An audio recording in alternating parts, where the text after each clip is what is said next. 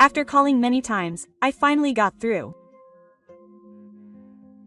Shut up, you high school graduate. You've been calling me so many times. I'm off work. A woman's voice laughed on the other end of the phone as I thought she was being mean. It's okay, it's okay. I can just ignore the high school graduate's calls. It was as if she was saying that my serious requests were insignificant.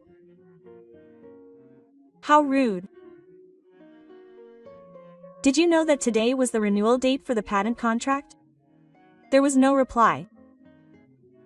All I could hear was a sneering laugh. Why did I even bother carefully adjusting the schedule and sending the documents? I'm not the only one the other party looks down on. They're making light of the work I've done. As my anger and composure clashed, I gripped my phone again. I'm going to make this man pay for everything today. My name is Kadokura Koji. I'm the third-generation president of Kuramasa Sakusho, a small factory that was founded by my grandfather. I jumped straight into work after graduating from high school without going on to university. People around me looked at me with prejudice because I was the president's grandson, and to be honest, I couldn't remember the job properly at first and made a lot of mistakes. But I had one thing in mind. I was going to make this company even stronger. That determination was stronger than anyone else's. I worked on the site with machines during the day and studied management techniques on my own at night. I worked 3 times harder than anyone else in areas such as the patent system, home, international transactions, design software, and CAD, and I finally established my current style. Although we have a small number of employees, we are professionals among professionals when it comes to patent technology. We currently hold over 20 valid patents, and these patents cover a wide range of fields, including medical equipment, automobile parts, and precision mechanisms.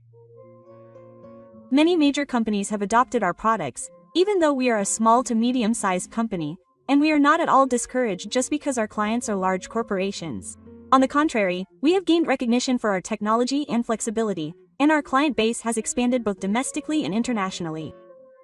Because we have a limited number of employees, I often go out to the site myself. When the sales staff is busy or when important technology is required for a project, it has become common practice for me, as the president, to go directly to the company and negotiate. Just because you're a manager doesn't mean you can run a company by just sitting at a desk. That's how I've always thought about it, and it hasn't changed. Among them, there was just one company that was really difficult to work with. That was the control structure. It was a large company with an overwhelming number of employees and sales volume. As a result, its internal systems were also rigid, making it difficult to communicate. The man who was particularly troublesome was Tatsuya Morinaga, the man who became our contact person. I still remember my first meeting with him clearly. When I handed him my business card at the meeting before signing the contract, he said the first thing he said when he saw my name. "Hey, Kadokura-san, where did you go to university?" When I told him I graduated from high school, he looked like he had lost interest in me. In subsequent meetings, he would use technical terms more than necessary to try to dominate me, and when I contacted him to confirm, he would reply slowly and sometimes not at all. But even so, our technology was necessary for him. The contract was concluded at the head office's discretion, and we began doing business together for 5 years. I never received any complaints about the product itself. There was never a single delay in delivery or quality, but Morinaga's attitude never changed. He assumed that I didn't understand anything because I was a high school graduate. He wouldn't answer the phone when I called. He ignored my emails. He acted as if it was natural that if I didn't take action, the work would come to a halt. I had been putting up with that attitude for a long time. I must not make my business partners angry. I told myself that and treated him politely. But there is a limit. And it suddenly came. And that limit came when we were discussing the contract renewal. This contract was for the technology that would expire after 5 years. Naturally, the renewal procedure was necessary, and if we were to assume continued supply and patents, it was an important phase that required not only written confirmation but also confirmation from both parties. That's why I checked with Morinaga over and over again. Regarding the renewal next month, would the 10th or 13th be convenient for you? I would like to proceed formally, so could you please reserve a conference room? However, Morinaga always seemed to be distracted. I think it'll be fine. Well, I think it'll be fine if he's not scheduled. Yes. I'll check later. His answers were all vague and he wouldn't make eye contact. I had a bad feeling when I saw that he hadn't even taken notes on the bridge of his schedule. Even so, I thought I had made sure to double-check the reopening and send the documents. And then the day of the contract renewal arrived. I arrived at the other party's conference room earlier than the appointed time. I was supposed to lay out the documents, prepare the technical records, and just wait for him. But when the time came, Morinaga still didn't show up. 5 minutes, 10 minutes, 15 minutes. I sent an email, but it wasn't marked as read, and when I called the company's main number, he didn't say anything. Before I felt anxious, I felt a sense of relief, thinking, I knew it. However, if I didn't finish renewing the contract by the end of the day, it would be automatically executed. I had to avoid that at all costs, so I contacted him personally. The first time, he didn't answer. The second time, he left a message on the answering machine, and the third time, he hung up. The fourth time, he didn't even ring back. And finally, on the 5th time, I got through. But the voice that came through was unbelievable. What the heck? Shut up. My hands shook as his angry voice pierced my eardrums. He kept calling me. I have the day off today. Don't mess with me, you high school graduate. Were you supposed to renew the contract today? About the matter of the talk. I don't know. What are you talking about? You're seriously being persistent. You're just a high school graduate, yet you're wasting my time. At that moment, a woman's voice leaked out from behind my chin. Huh? What's wrong? Oh, it's a call from a high school graduate. Don't worry about it. It was so pointless that I was speechless. Was it okay for this man to ignore all the careful adjustments I'd made in the 5 years I'd supported him by providing technology just because he was a high school graduate? I slowly closed my mouth. And without saying anything, I hung up the phone. I was more shocked than angry now. No, that's not it. It was both anger and shock. Is there any point in letting this man use my technology at his company? Is there any reason to continue working with him? No, there isn't. I made a quiet decision. I won't renew this contract. I returned to the office and sat down in front of my computer without hesitation. I wrote just 1 page of text. The message was a notice of non-renewal of the contract. The addressee was Mr. Hirota Tadashi, General Manager of the Control Organization's Products Department. The text did not state any reason. It simply said, regarding the contract renewal scheduled for today, our company will terminate the technical contract with the reporter, and I quietly typed my signature, converted it to PDF, and pressed the send button. The sound of the email being sent echoed quietly. At that moment, I had no regrets or hesitation. It's true that I had endured it for 5 years. But I meant it as a sign of my sincerity toward my work. I had endured his ridiculous attitude and given in to his unreasonableness for the sake of my pride as an engineer and the future of the company. But I was strong. I called someone right away. Mr. Iwatani, it's been a while. There's been some movement regarding that matter, and in fact, there's been a vacancy in our parts supply. The person on the other end of the line was Kensuke Iwatani, the president of the old Nakaiwatani Tadashi company. He's a manager who doesn't even have a technical background or experience, and he had once considered introducing our parts. Iwatani let out a surprised voice on the other end of the phone. Quote, "Oh, really? No, that's perfect timing. We've just been reviewing our connection system to match the application fee for the upcoming meeting. Really? If you're interested, I can send you the drawings and instructions right away. I'll get right to it." I almost wanted to visit them. A new contract was concluded that same day, in accordance with the conditions we had presented. I suddenly thought, I wanted to work with a partner like this more. I should continue working only with someone who treats me sincerely and without cutting corners in a place where my skills are properly valued. Thinking this way, I had no regrets about ending my contract with the control agency. The amount was large. Certainly, contracts with large companies bring stability, and it was an important transaction in the car. But numbers aren't everything.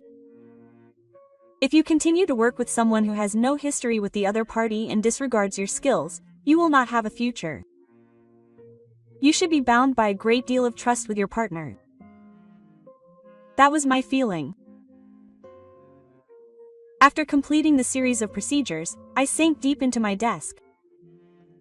I deliberately didn't say anything to the control agency. I didn't write why I had terminated the contract or who was to blame. I just quietly informed them. Now it was up to them to decide how they would respond. Will they make a fuss, try to cover it up, or pretend not to notice? Either way, I had already figured out the answer. The voice on the other end of the phone said it was from a high school graduate. That moment was everything. I could have stayed silent, or if they made some kind of move, I would just act accordingly. I decided to just wait quietly. I was sure that the day would come before long when I would be proven that my choice was correct. The next morning, Morinaga came to work as if nothing had happened. He greeted his colleagues briefly and sat down at his desk, pretending to look over some documents while fiddling with his smartphone. Then a clanging sound rang out.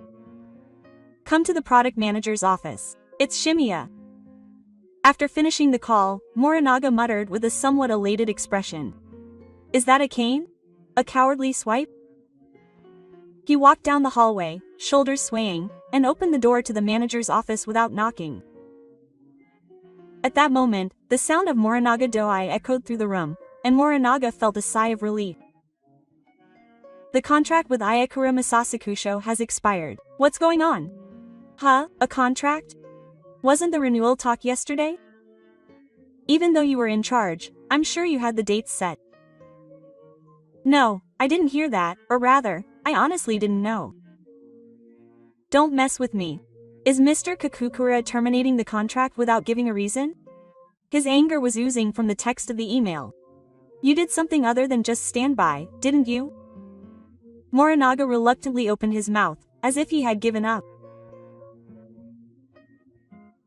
Mr. Kura called yesterday, and since I was off work, I hung up a little, and maybe I got irritated because a high school graduate kept calling me, and ended up being harsh. Maybe. What are you doing with your business partner? How many of Ayakura Masasakusho's patents do you think are used in our main products? If their technology stops, we won't be able to mass produce them. But if you ask for a contract, they've already refused. They've completely terminated it. And the letter even says that they won't do any more business with you in the future. Hida slammed his fist down on the desk. If they can't renew the contract, you're finished. It won't just be a loss. Go apologize right away. Bring them back, even if you have to smash your head into the ground. Morinaga, his face pale, hurriedly ran out of the room and picked up the vehicle's company.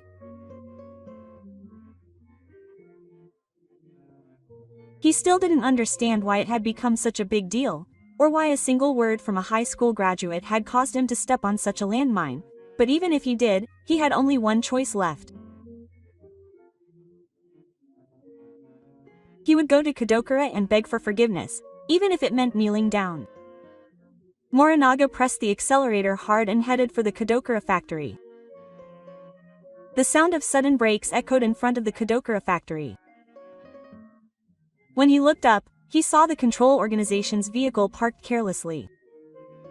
It was Morinaga. He was straight and his shirt was sticking to his head with sweat. Morinaga skipped past the reception desk and came running, throwing open the door to the president's office without even knocking.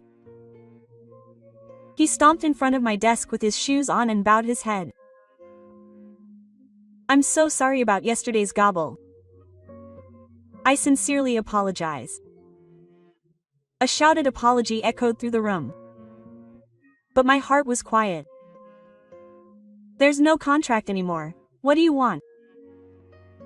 Morinaga stopped moving for a moment at my words. But he continued to speak desperately. I honestly didn't think yesterday was the contract renewal date, and I forgot to check, but that's not the only reason, right? I said that without looking away. Morinaga was silent for a while, moving his mouth as if searching for words. I didn't realize. I just really didn't know. You said that over the phone yesterday, didn't you? Who would answer a call from a high school graduate? I think my voice was quiet and cold at that time. Morinaga's face twitched. No, that's not it. Those were just words that came out of the blue, and that wasn't all. You were laughing to a third party on the other end of the phone about a call from a high school graduate, weren't you? You looked down on me like that in front of other people, not just me. There's no reason to sign a contract with someone like that. The moment I said that, Morinaga shook his head on the ground and let out a trembling voice. Please. I'm so sorry. Please overlook what happened this time. If this continues, I'm really going to get fired. I looked down at Morinaga in silence. Who are you apologizing for? After asking that question, Morinaga fell silent. Unable to respond, he remained frozen on the floor. Watching him, I checked my own feelings. I still didn't know how much this man understood his own fire.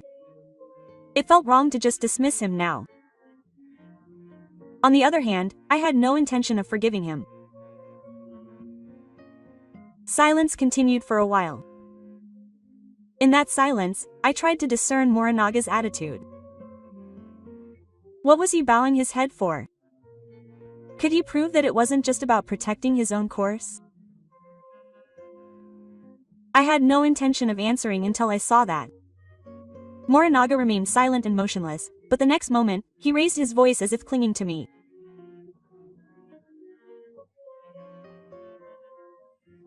In the end, he couldn't prove anything other than protecting his own course. Please, Mr. Kakudokura, I'm going to be fired. I'll do anything. Even if I have to kneel down. His voice was trembling and filled with tears. But those words didn't resonate with me.